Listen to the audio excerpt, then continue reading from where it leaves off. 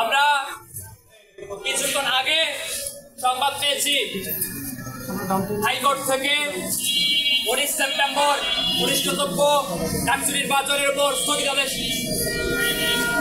9 September অনুষ্ঠিতব্য ডাকসু নির্বাচনের উপর স্থগিতাদেশ আরোপ করা হয়েছে। আমরা এই প্রতিরোধ পর্ষদের পক্ষ থেকে এবং ঢাকা বিশ্ববিদ্যালয়ের গণতন্ত্রকামী সকল শিক্ষার্থীদের পক্ষ থেকে ডাকসু নির্বাচনের উপর যে এই ধরনের ষড়যন্ত্র নির্বাচন বানচালের যে ষড়যন্ত্র তা ঘৃণা বলে প্রত্যাখ্যান করলাম।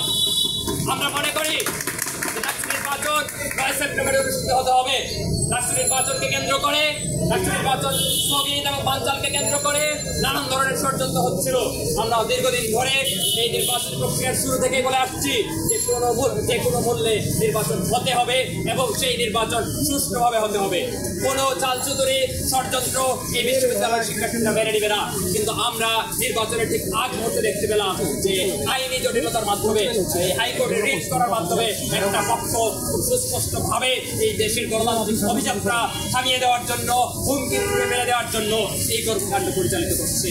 আমরা মনে করি তারা ঢাকা বিশ্ববিদ্যালয়ের শিক্ষার্থীদের শত্রু, তারা এই দেশের গণতন্ত্রের শত্রু। ফলে ডাকসু নির্বাচন আমরা চাই যে 9 সেপ্টেম্বরে অনুষ্ঠিত হবে।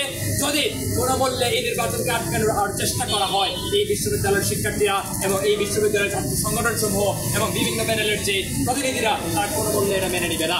বৃহত্তর আন্দোলনের মাধ্যমে এই নির্বাচন আমরা অনুষ্ঠিত হতে বাধ্য করব।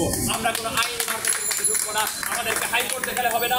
আমরা জুলাইয়ে বলেছিলাম হাইকোর্ট না রাজপথ, আমরা একই প্রক্রিয়ার মধ্যে আছি, আমরা হাইকোর্টের মধ্যে যাব না। বিশ্ববিদ্যালয় প্রশাসন কি আইনি প্রক্রিয়া নেবে তার ব্যাপার, কিন্তু আমরা জানি যে 9 সেপ্টেম্বর আমরা ইলেকশন করতেছি। 9 সেপ্টেম্বর বিপুল শিক্ষার্থীদের অংশগ্রহণের ভিতর দিয়ে এই নির্বাচন অনুষ্ঠিত হবে এবং নির্বাচন বানচালের যে চেষ্টা আমরা দেখতে পেয়েছি বিভিন্ন আইনি প্রক্রিয়ার মাধ্যমে বিভিন্ন গোষ্ঠী তারা চলমান রেখেছে। আমরা মনে করি যে তারা কোনোভাবেই এই বিশ্ববিদ্যালয়ে বন্ধ হতে পারে না, বিশ্ববিদ্যালয়ের শিক্ষার্থীর পক্ষে মানুষ হতে পারে না। তারা নানান ধরনের কথাবার্তা বলে শিক্ষার্থীদের বুকে মুখরোচক আলাপ জারি করার মাধ্যমে মূলত শিক্ষার্থীদের বিপক্ষে কাজ করছে এবং কোনো ক্ষেত্রে দেখতে পাচ্ছি যে বিভিন্ন মিডিয়া সেটার জন্য আমাদেরকে প্রতিরোধ পর্ষদ কিংবা হচ্ছে এখানে বামপন্থী ছাত্র সংগঠন প্রগতিশীল ছাত্র সংগঠনকে দায়ী করার চেষ্টা করতেছে। আমরা স্পষ্টভাবে বলতে চাই যে আমরা এই ক্যাম্পাসে দীর্ঘদিন ধরে ছাত্র সংসদ নির্বাচনের জন্য লড়াই করেছি। আমরা এই ছাত্র সংসদ নির্বাচন বানচালের কোনো প্রচেষ্টাকে আমরা এই বাস্তব হতে দিব না। আমরা এই মুহূর্তে প্রতিরোধ পর্ষদের পক্ষ থেকে আপনাদের উদ্দেশ্যে বক্তব্য রাখবেন এই পর্ষদের পক্ষ থেকে মনোনীত ভিপি প্রার্থী শেখ নাসির আহমদ।